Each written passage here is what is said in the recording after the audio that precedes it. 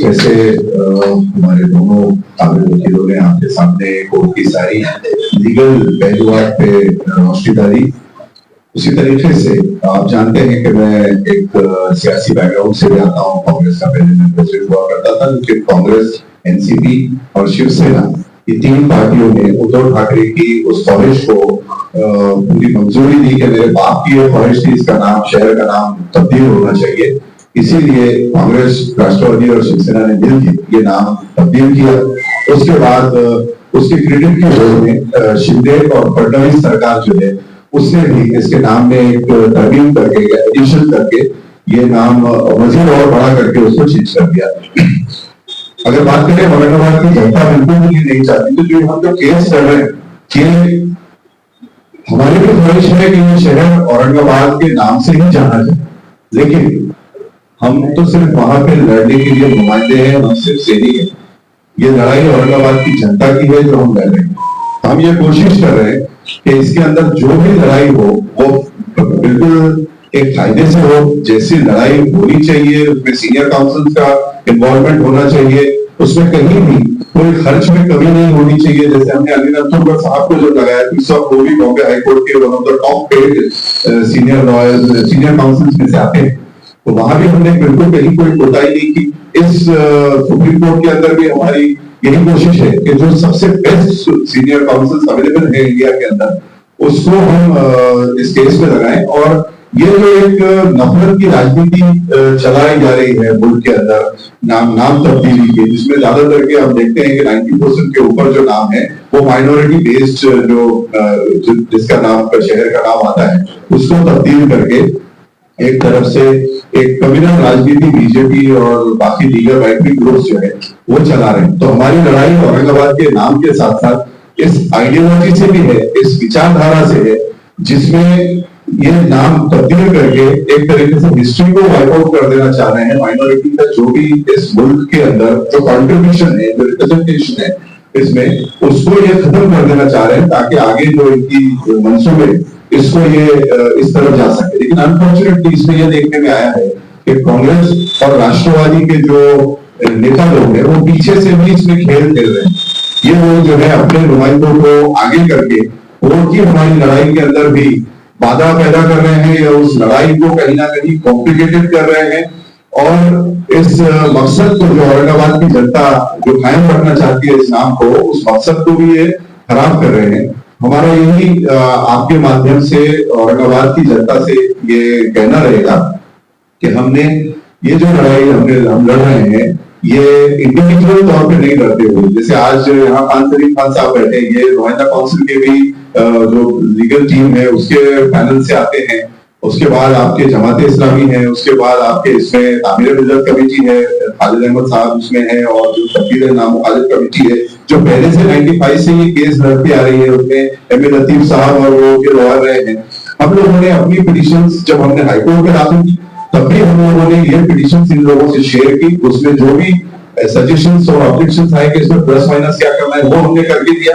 अभी भी supreme court के अंदर में जाने से पहले हमने सबसे राब्ता किया और सबसे एक तरीके से मुत्तफिका राय करके उनके साथ अपनी पिटीशंस को शेयर करके फिर हमने वो पिटीशंस लगाई है, ना कि मेरे पास पैसा है इसलिए मैं चला जाऊं, ऐसा हमने बिल्कुल भी इसके अंदर कोई मौका अपना रखा नहीं है। हम आज भी हर चीज के लिए ओपन है कि अगर कोई जो वाकई में इसमें नॉलेज रखता है, क्योंकि सजेशन के लिए बहुत लोग आते हैं, लेकिन जो नॉलेजेबल लोग हैं इस बारे में वो अगर आके हमको कोई सजेशन देना चाहते हैं या उस बारे में कुछ अपनी खिदमत पेश करना चाहते हैं तो हम उसके लिए ओपन है, क्योंकि ये लड़ाई सबकी है और ये सबकी तरफ से लड़ी जा रही है। अभी इसमें सिर्फ इतना ही रहेगा कि ये तो लड़ाई हम कोर्ट में लड़ रहे हैं, लेकिन जो जनता है उनसे भी अपील रहेगी कि वो इस नाम के बारे में बिल्कुल मायूस ना हो। ये एक लीगल बैटल के साथ साथ एक सियासी मुद्दा है।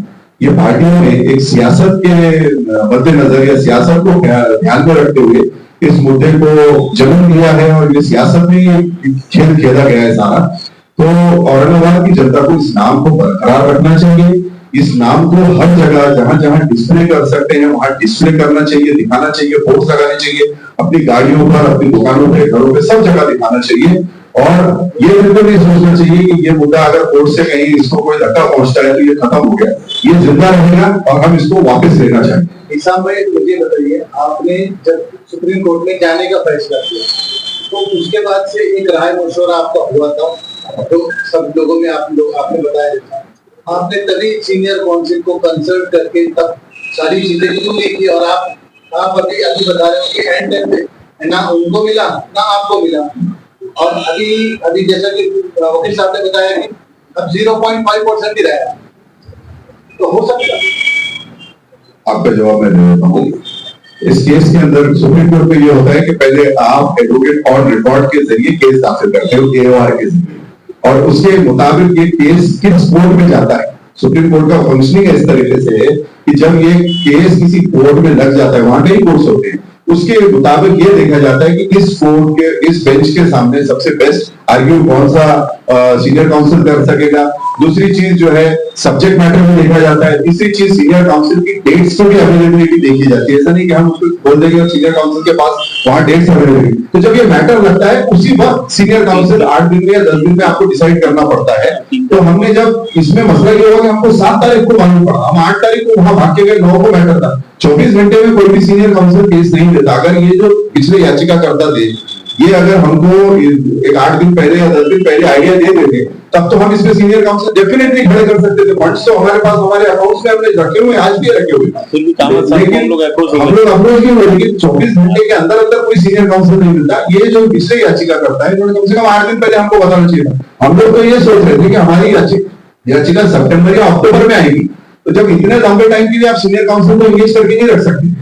इसीलिए ये टाइम पे जो हजार्ड जो फैला वो इसलिए फैला कि कुछ लोगों ने गड़बड़ी में याचिका लगा दी और उसमें हमको भी सीनियर काउंसिल लगाने का मौका नहीं दिया। अब इसकी अगली प्लानिंग क्या है?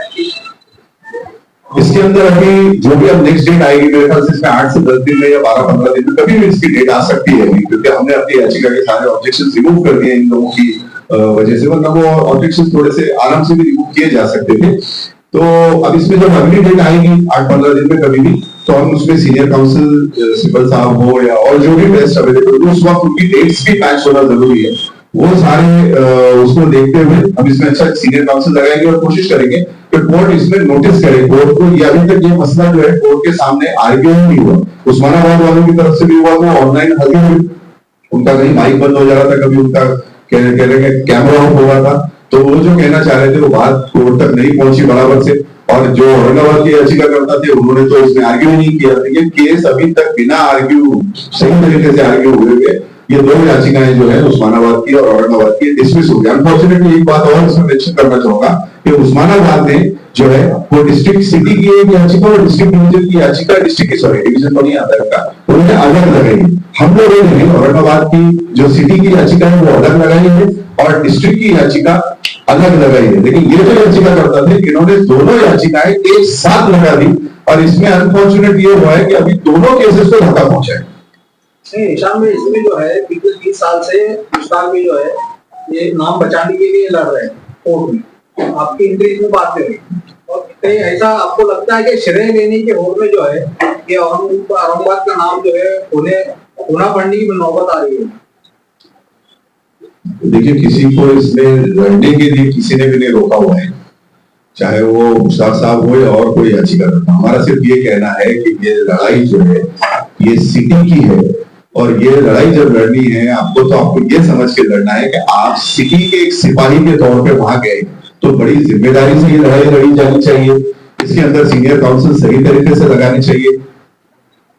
तो ये जो कह रहे हैं कि भाई उन्होंने लड़ाई लड़ी, तो उनको लड़ाई लड़ने से तो किसी ने नहीं रोका, लेकिन लड़ाई लड़ने के अंदर कोऑर्डिनेशन करना चाहिए जो दूसरे जो याचिका करता है। क्योंकि हमको भी जो हम जब गए तो इसमें ऐसा नहीं कि हमको सिर्फ नुमाइंदा काउंसिल ने या तामीर मिलत ने नाम मुखालिफ कमेटी ने जमात इस्लामी ने या और कोई संगठनों ने या लोगों ने कहा कि आप जाए करके, वो मुश्ताक साहब जो है वो मुझे मिले सहारा लॉन्स के अंदर एक प्रोग्राम के अंदर, उन्होंने मुझे भी कहा, नुमाइंदा काउंसिल के लोगों ने उनसे बुला के राब्ता किया। आपने इससे पहले भी उनके अध्यक्ष का जो बयान आया है आपने देखा होगा, उन्होंने भी उनसे राब्ता किया तो उन्होंने यही कहा कि मैं नहीं जा रहा हूँ इसके अंदर।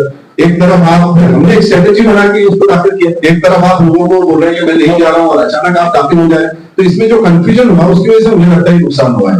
जाने के लिए किसी को मनाही नहीं की, लेकिन जाने का कोई तरीका होता है, लड़ाई लड़ने का अपना एक कुछ रूल्स और एथिक्स होते हैं कि आपके साथ की जो टीमें हैं उनको भी आपको कॉन्फिडेंस में देना पड़ेगा। तभी ये लड़ाई लड़ी जाती है। ये कितनी संभावना बची है, कितनी है आपके हिसाब से? ठीक है, तो मैं आप जी आप अपने जी वकील आप देखिए, मैं इससे पहले भी आपको बता चुका हूँ कि एक बार सुप्रीम कोर्ट ने कॉमन जजमेंट के ताल्लुक से अगर कोई एक अपना ओपिनियन फॉर्म कर लिया है तो वो सुप्रीम कोर्ट के जजेस का वो ओपिनियन बदलना मुश्किल है। लेकिन अगर हम लोग इसमें सक्सेसफुल हो जाते हैं कि वो जो डिसमिशन था वो बगैर कोई हियरिंग के था, उसमें उनके कोई काउंसिल भी नहीं आए थे और जो एडवोकेट ऑन रिकॉर्ड थे वो भी मौजूद नहीं थे और उनके तरफ से सिर्फ एडजॉर्नमेंट की कोशिश हुई और कोई आर्गुमेंट हुआ ही नहीं मेरिट्स के ऊपर। तो लिहाजा आप इस बात को गौर करो, ऐसा अगर हम लोग सुप्रीम कोर्ट के नजर में लाते हैं और सुप्रीम कोर्ट फिर अपना माइंड ओपन करके हमको चांस देता है हियरिंग का, तो एक अच्छा उसमें ये हो सकता है कि सुप्रीम कोर्ट कॉग्निजेंस लेगा। लेकिन जैसा अभी देशमुख साहब ने एक सवाल पूछा हिशाम उस्मानी साहब से कि कहीं ये आपस में पिटिशनर जो है तो अपना नाम आगे करने के होड़ में ये पिटिशन को खराब तो नहीं कर दी, तो इसमें मैं ये कहूंगा अगर ऐसा भी है, थोड़ी देर के लिए मान लेते हैं, तो जो पहले पिटिशनर्स थे उनकी पिटिशन 9 तारीख को लग गई थी, अब उनके एडवोकेट ऑन रिकॉर्ड बीमार थे जो उन्होंने उस दिन कोर्ट में बताया, तो आर्ग्यूमेंट तो एडवोकेट ऑन रिकॉर्ड नहीं करने वाले थे ना, आर्ग्यूमेंट तो सीनियर काउंसिल करने वाले थे जिनका उन्होंने कपिल सिब्बल साहब का नाम भी लिए थे।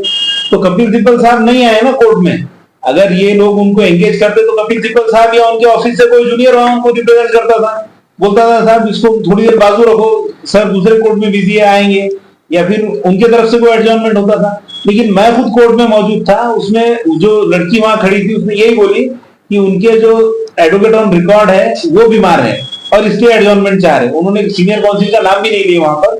तो इस तरीके से मैं ये कहूंगा कि ये जो एडवोकेट ऑन जो एडवोकेट ऑन रिकॉर्ड थे उनके, ये उनकी भी गलती थी कि उनको ये मालूम होना चाहिए कि इससे पहले का अटेम्प्ट भी उनका फेल हो गया था स्टे के वक्त, और अब जब honourable chief justice of India ने जब बोल दिया है कि एडवोकेट्स ने बिना वजह एडजॉर्नमेंट नहीं लेना चाहिए, तो ये भी मुमकिन है कि अगर ये एडजॉर्नमेंट की कोशिश करे और कोर्ट अगर एडजॉर्न ना करे मैटर, तो इन्होंने on the other hand council को प्रिपेयर रखना चाहिए था, ये आर्गुमेंट करो बोलकर आप जो भी सीनियर काउंसिल उन्होंने लगाए। तो इस तरीके से मैं ये कहूंगा कि एक ये अटेम्प्ट जो हुआ 9 तारीख का, तो ये किसी भी तरीके से मुझे तो नहीं लगा ऐसा कि ये लोग मतलब इतने सीरियस थे कि ये मतलब हमको सुप्रीम कोर्ट में कोई अच्छा रिप्रेजेंट करना है केस। जी जी ठीक। यानी इसमें आपको साजिश नजर आती है खुद ये तो केस कंट्रोल करने के लिए, ऐसा जो हुआ इससे पहले साजिश लगती है आपको? देखिए जो उस्मानाबाद का जो केस हुआ और औरंगाबाद का जो केस हुआ, ये सारे जो याचिकाकर्ता इसमें हमको देख रहे हैं तो ये कांग्रेस और राष्ट्रवादी के ही लोग उनको नजर आ रहे हैं। तो ये लग रहा है कि कहीं ना कहीं ये पार्टियों ने जो डिसीजन लिया था उद्धव ठाकरे को खुश करने के लिए कि उनके बाप की ख्वाहिश थी कि ये शहरों के नाम बदल दिए जाए, तो मुझे लगता है कि इन्होंने अपने लोगों को, मैंने सुप्रीम कोर्ट में भी जब मैं खड़ा था तो कुछ लॉयर्स की यही बात चल रही थी कि सरकार ने और पार्टियों ने अपने एजेंट्स को आगे करके इस केस को एक तरीके से सपोर्टाज कर दिया है। सपोर्टाज कहते हैं कि किसी आवाज को लीड करना और वहां जाके उस चीज को सामने डाल देना दुश्मन के कि अब आप इसको हलाक कर दें। शरद पवार साहब ने इस पर मीटिंग बुलाई थी सिल्वर रोड पे, सभी पक्ष के लोग वहाँ पे मौजूद थे, उसमें जो याचिकाकर्ता थे ये भी लोग वहाँ पे गए थे, और ऐसा नहीं लगता कि शरद पवार ने समर्थन किया है औरंगाबाद को, ये विषय में आप क्या बोले? शरद पवार साहब की तो ये ख्वाहिश है, उनकी पार्टी की भी ये पॉलिसी है, क्योंकि ये जब फैसला हुआ 29 जून 2022 को, उसमें कांग्रेस के 12 मंत्री और शरद पवार की पार्टी के 14 मंत्री पूरे उस कैबिनेट मीटिंग में मौजूद थे, जो आज ये कहते हैं कि हमारी पार्टियां उसमें नहीं थी। और दूसरी चीज, इसके अंदर शिवसेना के उद्धव ठाकरे गट के सिर्फ 13 मिनिस्टर्स थे, क्योंकि बाकी आप याद करें अगर तो वो गुवाहाटी में शिंदे के साथ उस वक्त सारे के सारे फरार हो गए थे। और एक और न्यूज है जिसका मैं यहाँ उल्लेख करना चाहूंगा कि सवेरे 10 साढ़े 10 बजे की जो न्यूज चली थी 29 तारीख को, उसमें ये आया था कि एक सिल्वर ओक्स पे एक मीटिंग हुई है शरद पवार साहब के अध्यक्षता में, जिसमें औरंगाबाद का नाम का जो प्रस्ताव है वो लाया जाएगा। इस बारे में उन्होंने जब बताया तब उस वक्त कांग्रेस के नेताओं ने वॉकआउट किया। तो शरद पवार साहब या कांग्रेस या राष्ट्रवादी ये नहीं कह सकते कि हमको इसके बारे में पता नहीं था, लेकिन शाम होते होते मुझे लगता है जो कांग्रेस के नेता थे, जिसमें अशोक चौहान और ये बाकी नेता शामिल थे, ये सारे भी शरद पवार की और उद्धव ठाकरे की लाइन पे आ गए और इन्होंने शाम में 5 बजे होते होते इस प्रस्ताव के अंदर पूरा समर्थन किया। खुद उद्धव ठाकरे ने अपने भाषण में कहा है, जब ये प्रस्ताव आया, ठहराव आया, तब कांग्रेस के और राष्ट्रवादी के मंत्रियों द्वारा स्टैंडिंग ओवेशन यानी खड़े रह के तालियां बजाकर इस प्रस्ताव को स्वागत किया गया, इस प्रस्ताव को मंजूरी दी गई। तो इस बारे में तो कोई दो राय नहीं हो सकती कि इसमें कांग्रेस, राष्ट्रवादी और शिवसेना ये मिली थी। और इसके अंदर जो है बाकी जो दीगर पार्टियां हैं यहाँ पे, इन्होंने साइलेंट रह के, इन्होंने कोई इसमें एक्शन नहीं लिया और इन्होंने कहीं कोई ऑब्जेक्शन इसमें रेज नहीं किए और उन्होंने भी साइलेंट रह के इस प्रस्ताव को सुनी दिया और औरंगाबाद की जनता को अपने तौर पर ये लड़ाई लड़ने के लिए छोड़ दिया। सर ये अटेंड कब करने वाले हो, क्या प्लानिंग है? देखिए, हमारी याचिका के सारे ऑब्जेक्शन ये सब रिमूव हो चुके हैं। अभी कोर्ट के ऊपर है, उसका नंबर वो सारा क्लियर हो गया है। 8 या 10 दिन में या 12 दिन में कभी भी कोर्ट जो है इस याचिका को लिस्ट कर देगा। उस वक्त हमको सीनियर काउंसिल के लेके वहां पे खड़ा रहना पड़ेगा। हम एओआर को लेके या बाकी को लेके खड़े नहीं रह सकते। उस दिन आपको खड़े रहना पड़ेगा, क्योंकि कोर्ट को किसी भी हाल आपको कन्विंस करना है। उस दिन हम एडजॉर्नमेंट नहीं मांग सकते। सर आज शहरियार में, औरंगाबाद में, क्योंकि औरंगाबाद शहर का मसला है, शहरियार में इस बात के चर्चे है, उसमें मुश्ताक साहब का मौकूफ भी एक है, आपका मौकूफ भी एक है। जैसा अभी आपने थोड़ी देर पहले कहा कि मैंने तमाम जिम्मेदारों से मशवरा किया, उनके एतमाद में लिया, उसके बाद में आगे बढ़ा। सवाल ये है, ठीक है आपने मशवरा किया, बड़े हैं, सीनियर, सारी बात सही है, मुश्ताक अहमद साहब से आपने बराह रास्त मुलाकात क्यों नहीं की या उससे आप मिलते क्यों नहीं गए? ये सवाल गूंज रहा है शहर। मुश्ताक साहब ने, जैसे मैंने अभी थोड़ी देर पहले आपको बताया कि उन्होंने खुद मुझे सारा लॉन्च में, एक हमारे दोस्त हैं आसिफ भाई, रोशन गेट पे रहते हैं, उनकी बेटी की शादी में मुझे वो वहां मिले और उन्होंने मुझे खुद खड़े रह के साइड में उन्होंने मुझे दिया कि मैं आपसे कुछ बात करना चाहता हूँ। और उन्होंने मुझे कहा कि श्याम साहब, अब मैं सुप्रीम कोर्ट जाने में इंटरेस्टेड नहीं हूँ, इस बार सुप्रीम कोर्ट आप जाएं, हमारी तरफ से आपको नेक ख्वाहिशात हैं और मैं इस चीज से या इस मैटर से अब मैं विड्रॉ होता हूँ, मैं दस्तबरदार होता हूँ। और ये बात मैंने उनसे यही कहा कि हम बैठ के समझदारों के सामने बात करेंगे, लेकिन उन्होंने कहा नहीं, मेरा क्लियर मौका है कि मैं नहीं जाने वाला हूँ। उसके बाद जब नुमाइंदा काउंसिल ने मुझे जब बुला के पूछा कि आप जाने वाले हैं या नहीं जाने वाले, मैंने उनके सामने कहा कि मैं जाने का पूरा इरादा रखता हूँ, मेरे पास अपनी सारी तैयारियां पूरी मौजूद है। उसके बाद उनसे भी जब नुमाइंदा काउंसिल के जिम्मेदारों ने इन्होंने राब्ता किया, उन्होंने पूछा और शहर के और दीगर भी कुछ जिम्मेदार उन्होंने भी पूछा, उन्होंने सबको यही कहा कि मैं जाने वाला नहीं हूँ, इस बार जो है सुप्रीम कोर्ट में श्याम साहब जाने वाले, मैंने उनको कह दिया है। तो जब उन्होंने खुद हमको ये बात कहा कि मैं नहीं जा रहा हूँ, तो हमारा उसमें उनसे वापस से फिर से पूछने का कहाँ से कोई वो आ जाता है। दूसरी चीज, अगर वो जा रहे थे तो हमको वो 8-10 दिन पहले अगर इन्फॉर्म कर देते कि मैं इसमें जा रहा हूँ, तो हम लोग भी अपना सीनियर काउंसिल तैयार रखते और हमारे ऑब्जेक्शन और वो सारे रिमूव करके हम पूरी तैयारी से रहते हैं। जैसे भाई साहब ने बताया, हमको 7 तारीख को ये बात मालूम पड़ी और 8 तारीख को हम दौड़े दौड़े सब ये दिल्ली पहुंच गए। लेकिन एक बात ये भी थी कि याचिका उनकी लगी थी, वो वहां पे कोई भी मौजूद नहीं थे, हम तो सिर्फ एक डिफेंडिंग पार्टी थे, हम फिर भी वहां मौजूद खड़े थे। पिछले साल भी 2023 में इसी तरीके से एक सुसाइड अटेम्प्ट हुआ और इस बार भी सुसाइड अटेम्प्ट हुआ, जिसकी वजह से औरंगाबाद को नुकसान हुआ। हमारा किसी पे कोई इल्जाम तराशी करना कोई मकसद नहीं है, सिर्फ ये है कि लोगों तक सिर्फ सच्चाई है वो जानी चाहिए और ये लड़ाई के अंदर क्या चल रहा है ये लोगों को सही सही पता होना चाहिए, नहीं तो लोग जो है वो संभ्रम में। सर मैंने कल मुश्ताक साहब का इंटरव्यू कवर किया मेरे चैनल के ऊपर, तो बातों उन्होंने ये कहा कि मैं 70-80 साल से लड़ रहा हूँ। उनका नजरिया बोलने का मतलब ये था कि मेरा मौक़िफ़ बहुत मजबूत है, मेरी पिटीशन बहुत मजबूत है, तो लिहाजा मेरा ज्यादा हक बनता है। यानी आप इसमें आए, इशारा ये था कि मैं दूसरे लोग इसमें क्यों आए, इसके ऊपर क्या होना चाहिए, तो मौजूद है चैनल के ऊपर। देखिए, शहर सबका है, जितना हमारा है उतना उनका भी है, जितना आप लोगों का है और बाकी जनता का है। तो जो भी अगर वो लड़ रहे हैं उनका शुक्रिया, बहुत अच्छी बात है, उन्होंने लड़ाई लड़ी।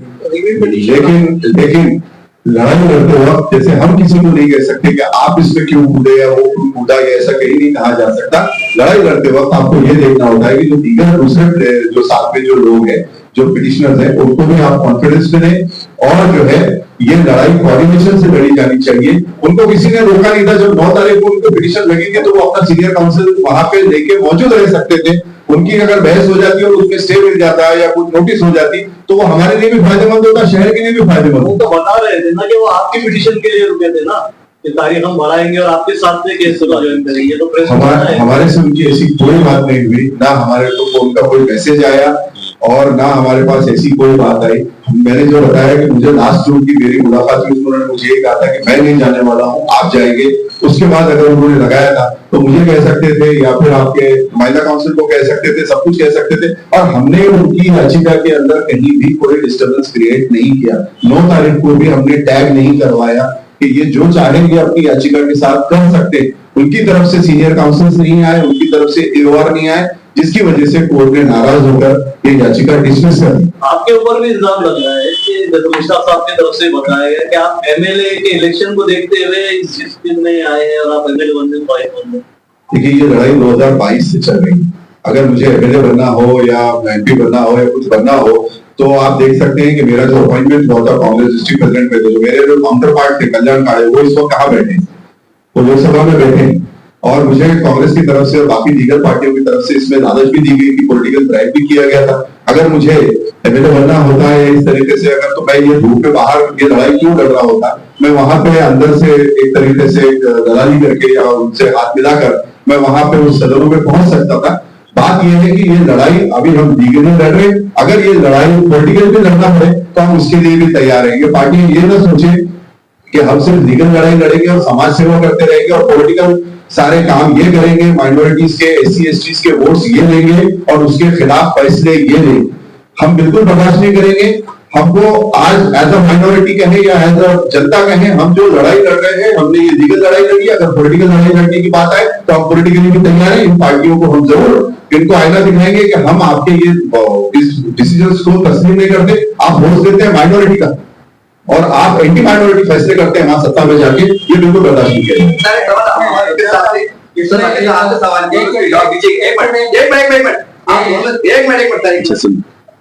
ये आप जो विधानसभा चुनाव आने वाले हैं, क्योंकि आप वकील है, आप कानून के रोशनी जवाब दीजिएगा। अभी जब चुनाव होंगे तो संभाजीनगर कहा जाएगा या औरंगाबाद कानूनी तरीके से? नहीं, ये इसके लिए जो इलेक्शन कमीशन का जो नोटिफिकेशन है वो तो अभी औरंगाबाद ही है और अभी आने वाले इलेक्शंस में भी उसको औरंगाबाद ही बोला जाएगा, अनलेस इलेक्शन कमीशन की उतनी तैयारी ना हो। और जैसा कि मैं पहले भी कह चुका हूं कि अभी हम लोगों का वहां मैटर पेंडिंग है, एसएलपी हम लोगों की वहां पेंडिंग है, नहीं हिशाम उस्मानी और संजय वाघमारे की।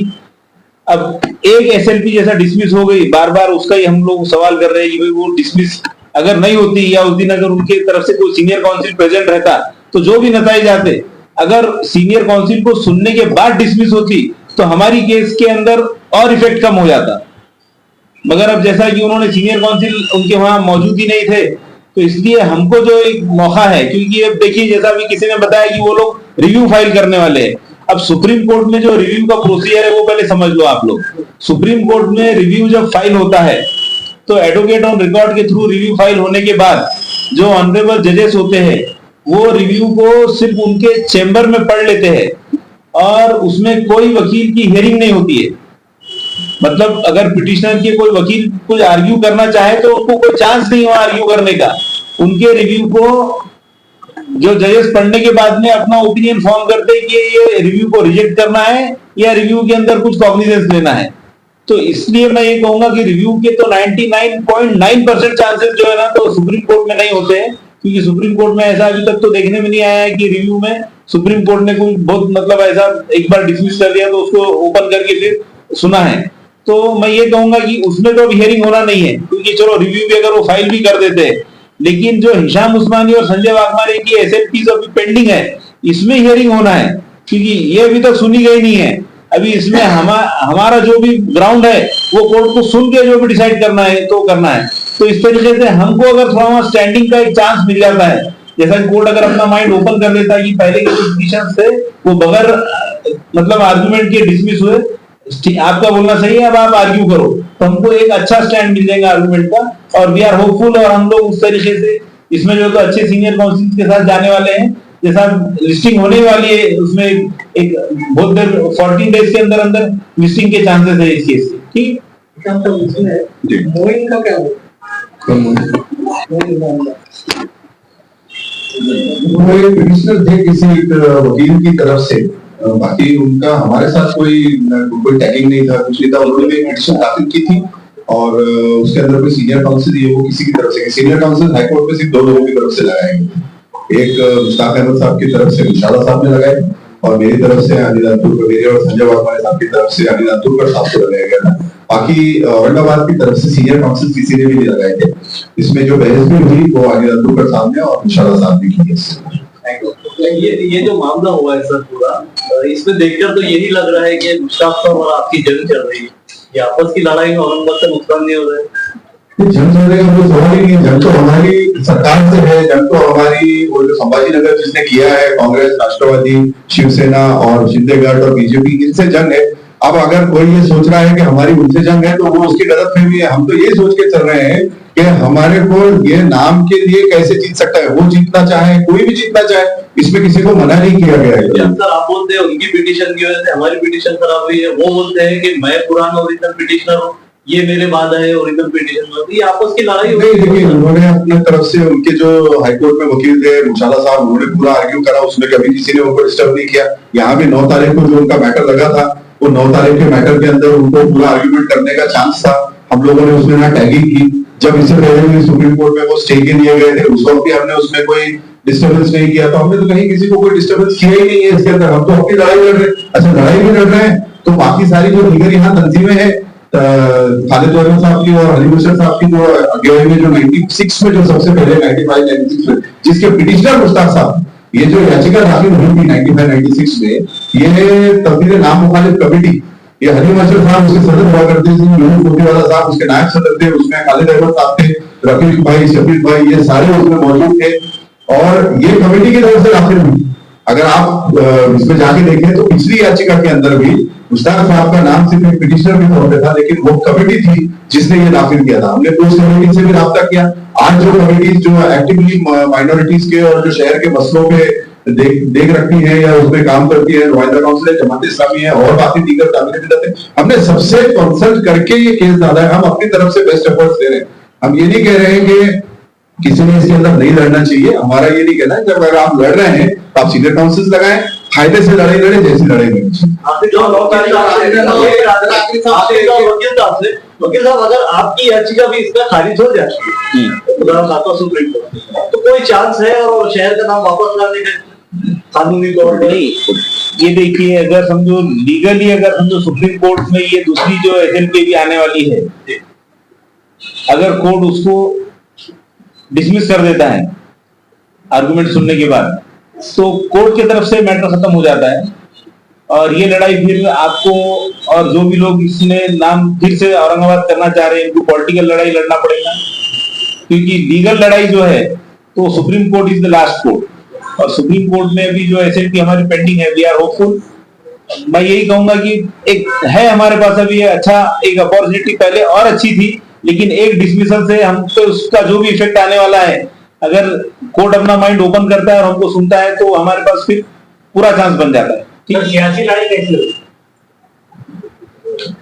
सियासी लड़ाई इसमें या तो इन पार्टियों को लड़ना चाहिए था, कांग्रेस को, राष्ट्रवादी को और बाकी दीगर तंजीमें जैसे एमआईएम है, लेकिन किसी ने भी इसको कोई अपने एजेंडे पे नहीं रखा है। किसी के भी ये एक पॉलिटिकल कार्ड्स पे नहीं है ये मुद्दा। ये लोग आगे मूव कर चुके हैं संभाजीनगर को लेकर। तो जो इसके अंदर एक तरमीम ये है, जो हमने गाइडलाइंस में देखा है कि ये जो प्रस्ताव है कोई भी शहर के नाम बदल का, वो स्थानीय एमएलए द्वारा लाया जाना चाहिए, ऐसा 1953 की गाइडलाइंस कहती है। तो जिसके बाद में फिर इस लड़ाई को विधानसभा से लड़ना पड़ेगा और विधानसभा से इसको उठा के फिर वहां पे सारी एक मुत्तफिका राय बना के जनता को उसके अंदर सड़कों पे आना पड़ेगा और ये पार्टियों को झुकाकर इस नाम को वापस लाया जा सकता है। ऐसा नहीं कि ये वापस नहीं लाया जा सकता, बिल्कुल, लेकिन इसमें एक सियासी लड़ाई, लंबी लड़ाई हमको होता है कि वो इसकी आवाज उठा सकते हैं। बिल्कुल, इसके अंदर एमएलए को भी राइट्स दिया गया है। लेकिन आप जब देखें जो आज के हालात, तो मुझे नहीं लगता कि कांग्रेस हो, राष्ट्रवादी हो, एमआईएम हो या और कोई पार्टी हो या शिवसेना तो खैर छोड़ दीजिए क्योंकि उनके बाप का कहना था, लेकिन कोई भी पार्टी हो ये अपने एमएलए को अलाउ करेंगे या उनकी, क्योंकि उनकी पॉलिसीज हो चुकी है। मुझे भी उन्हें कहा गया था कि हमारी सबकी पॉलिसी हो चुकी है। तो जब इनकी पॉलिसी हो चुकी है, औरंगाबाद का और उस्मानाबाद का नाम खत्म करना और तीसरा पाइपलाइन में उन्होंने अहमदनगर को भी रखा हुआ है, यानी सीधा सीधा खुला खुला नजर आता है कि एक तरीके से एक छुपा माइनॉरिटी, एंटी माइनॉरिटी एजेंडा ये पार्टी चला रही है। तो मुझे नहीं लगता कि इनका कोई भी एमएलए ये प्रस्ताव ला पाएगा। इसके लिए जनता को अपना नुमाइंदा भेजना पड़ेगा। चलिए, थैंक यू।